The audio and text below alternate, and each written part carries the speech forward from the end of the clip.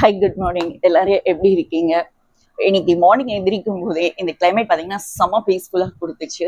So எல்லாருக்கும் அதே மாதிரி தான் இந்த கிளைமேட் ஒரு பீஸ்ஃபுல் மைண்டோட எந்திரிக்க இந்த கிளைமேட் பயங்கரமான சப்போர்ட்டிவாக இருந்திருக்கும்னு நினைக்கிறேன். ஆக்சுவலாக இன்னைக்கு நான் எந்திரிக்கும் போதே பார்த்தீங்கன்னா இட்ஸ் அ செம்ம ஒரு பீஸ்ஃபுல்லாக எந்திரிச்சேன். இந்த உலகத்துக்கு ஏதாவது ஒரு மெசேஜ் சொல்லணுமே அப்படிங்கிற ஒரு தத்துவ மைண்டோட எந்திரிச்சேன். ஒரு சின்ன குட்டி கதை எல்லாருக்கும் சொல்றேன். என்னன்னா, ஒருத்தன் வந்து ஒரு 3 நேரம் குளிச்சு 6 தடவை பூஜை பண்ணுவான். இன்னொருத்தர் பாத்தீங்கன்னா இட்ஸ் செருப்பு தைக்கிற தொழிலாளி. ஓகேங்களா? அப்போ நாரதர் வருவாரு. ஓகேங்களா?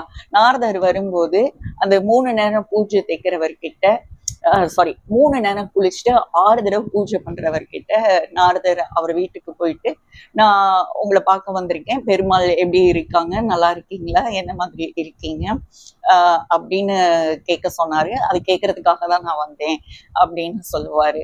ஸோ அவரும் சொல்லுவாரு, அவரு நாரதரை நல்லா அவருக்கு தெரிஞ்ச மாதிரி எல்லாம் நல்லபடியா நல்லா உபசரிச்சுட்டு ஆஃப்டர் தட் அவர் சொல்லுவாரு, நான் பெருமாளை கேட்டமா சொல்லுங்க, நீங்க எங்க வீட்டுக்கு வந்தது ரொம்ப ரொம்ப சந்தோஷம் சொல்லுவாரு. அப்ப நாரதர் வந்து அவர்கிட்ட சொல்லுவாருன்னா, ஆக்சுவலா பெருமாள் என்ன பண்ணிட்டு இருக்காருன்னா, ஒரு ஊசி அந்த குட்டி ஓட்டை இருக்கும்ல ஊசியில, அதுக்குள்ள யானையை விட்டு வர யானை அந்த ஓட்டைக்குள்ள இருந்து வெளியே வர்றதுக்கு பிரபஞ்சத்துக்கு ட்ரை பண்றாரு அப்படின்னு சொல்லும்போது, இவர் இருந்துட்டு இதெல்லாம் எதுக்குங்க, அவரு கொஞ்சம் ரிலாக்ஸ்டா இருக்க சொல்லுங்க, அதெல்லாம் முடியுமா அப்படிங்கிற மாதிரி சொல்லுவாராம். ஸோ பெருமாளை ரிலாக்ஸ்டா இருக்க சொல்லுங்க, அவரை நான் ரொம்ப ரொம்ப கேட்டதா சொல்லுங்க, நீங்க எங்க வீட்டுக்கு வந்ததுக்கு ரொம்ப ரொம்ப சந்தோஷம் அப்படின்னு சொல்லி நாரதரை வழி அனுப்புவாங்களாம். அதே மாதிரி நாரதர் வந்து இந்த செருப்பு தைக்கிற தொழிலாளி கிட்ட போவாருங்களாம். அவர் வந்து ஜஸ்ட் இட்ஸ் இந்த மாதிரி குளிச்சிட்டோம் அந்த மாதிரி எல்லாம் இல்லாம மனசுல வந்து பெருமாளை நினைச்சிட்டு அவர் தொழில தொடங்குவாராம். எப்பொழுதுமே அப்படிதான் இருப்பாராம். ஸோ சேம் அதே மாதிரி அவங்க வீட்டுக்கும் போயிருக்காரு.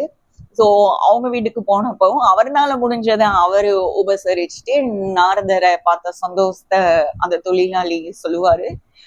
அதுக்கப்புறம் பாத்தீங்கன்னா சேம் நாரதர் வந்து அவர்கிட்டையும் வந்து அதே தான் சொல்லுவாரு. பெருமாள் இப்ப என்ன பண்றாருன்னா, அந்த ஊசி ஓட்டை இருக்கும்ல, அதுக்குள்ள யானையை விட்டு எடுத்து அந்த ஓட்டை வழியா வர்றதுக்கு அந்த ஊசி ஓட்டை வழியா யானையை வர வைக்கிறதுக்கு பார்த்துட்டு இருக்காருன்னு சொல்லுவாங்களாம். ஸோ அப்போ அவர் சொல்லுவாராம் அந்த தொழிலாளி, அதெல்லாம் அவருக்கு ஒரு மேட்டரே இல்லைங்க. அவர் வந்து நரசிம்ம அவதாரம் எடுக்கும்போது தூண்ல இருந்து வந்தாரு. தென் வந்து குழந்தையா இருக்கும்போது கம்சனே வதம் செஞ்சாரு. ஸோ இந்த மாதிரி நிறைய அவர் செஞ்ச செயல்கள் இருக்கு. இதெல்லாம் அவருக்கு ஒரு மேட்ரே இல்லை, ஈஸியா வந்துருவாரு, ஈஸியா அந்த யானையை வர வச்சிடுவாரு அப்படின்னு சொல்லுவாங்களாம். நாரதர் இதை கேட்டுட்டு சரி சந்தோஷமா இருக்குன்னு சொல்லிட்டு கிளம்பி போவாராம். அதாவது என்ன சொல்ல வரேன்னா, கடவுளோட பேரை சொல்லும் போது இப்ப நம்மளை யாராவது கூப்பிட்டாங்கன்னா நம்ம திரும்பி பார்ப்போம். அதே மாதிரி கடவுளோட பேரை நம்ம கூப்பிட்டோம்னா கடவுள் நம்மளை திரும்பி பார்ப்பாரு. ஓகேங்களா? என்னடா காலையிலேயே ஒரு டிவோஷனல் மெசேஜோட ஆரம்பிக்கிறேன்லாம் நினைக்காதீங்க. ஓகேங்களா? இட்ஸ் ஒரு பீஸ்ஃபுல்லா காமா காலையில எந்திரிக்கும் போதே நான் மோஸ்ட்லி பாத்தீங்கன்னா இட்ஸ் ஒரு டிவோஷனல் சாங்கோட எந்திரிப்பேன். ஒரு பாசிட்டிவ் வைப் வேணும்னு சொல்லிட்டு ஒரு நல்ல மைண்டோட ஒரு பாசிட்டிவ் வைப்போட எந்திரிக்கணும். பிகாஸ் அன்னைக்கு மார்னிங் நம்ம என்ன நினைக்கிறோமோ அந்த நாள் முடிஞ்ச வரைக்கும் ஹாப்பியா பீஸ்ஃபுல்லா பிளசண்டா போகணும்னு நம்ம ட்ரை பண்ணுவோம். ஸோ இன்னைக்கு ஒரு வீடியோ கேட்கும்போது இந்த மெசேஜ் வந்தது. ஸோ அந்த மெசேஜ் வந்து நான் உங்களுக்கு ஷேர் பண்றேன். ஆனா அவர் ரொம்ப கிளாரிட்டியா சொல்லியிருப்பாரு, ரொம்ப தெளிவா சொல்லியிருப்பாரு. நான் வந்து சுருக்கமா நான் சொல்லியிருக்கேன். இது என்னோட ஸ்டைல்ல நான் சொல்லியிருக்கேன், எனக்கு புரிஞ்சதை நான் சொல்லியிருக்கேன். ஓகேங்களா? ஸோ எனிதிங்னாலும் நம்ம வந்து